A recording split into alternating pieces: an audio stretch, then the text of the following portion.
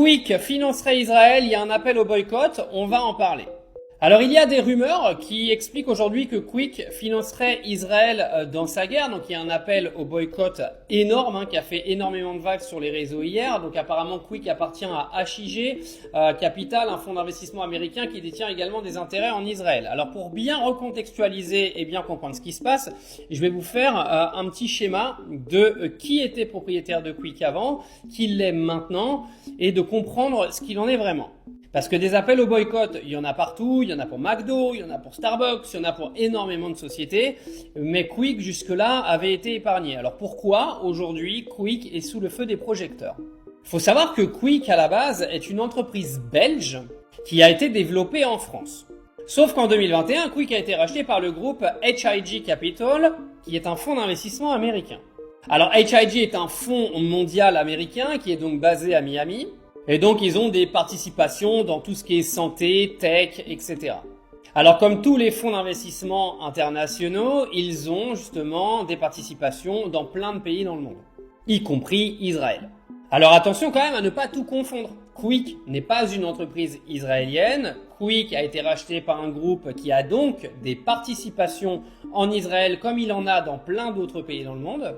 Mais ça reste une chaîne européenne qui a été rachetée par des Américains, qui a donc un portefeuille mondial.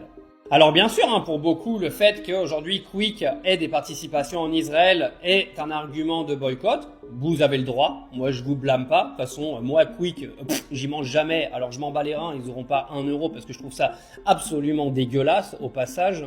Mais voilà, il faut quand même recontextualiser un petit peu à chaque fois, parce que bon, avec les réseaux sociaux, il y a un petit peu des informations qui passent à droite à gauche sans qu'on précise vraiment les choses. Donc Quick, non, n'est pas une entreprise israélienne, mais a des participations en Israël comme il en a dans plein d'autres pays. Ça, c'est important à savoir. Parce que quand on fait un boycott ou quand on pense à prendre une décision, il vaut mieux savoir de quoi on parle. Dire que si demain tu manges un burger à Quick, il va financer l'armée israélienne, c'est un raccourci qui est un petit peu facile. De toute façon, les amis, à propos de ces boycotts, etc., que moi j'encourage si les gens veulent les faire, faut quand même savoir que de toute façon, n'importe ce que tu mangeras, n'importe ce que tu boiras, ça reviendra toujours à un moment donné dans les poches d'Israël. Je sais pas pourquoi, parce qu'ils arrivent à être partout. Ils ont une influence économique qui est absolument lunaire. C'est justement pour ça que personne ne leur dit rien et personne ne leur fait rien. Pourquoi il n'y a pas eu de sanctions économiques envers Israël depuis le début du génocide à Gaza?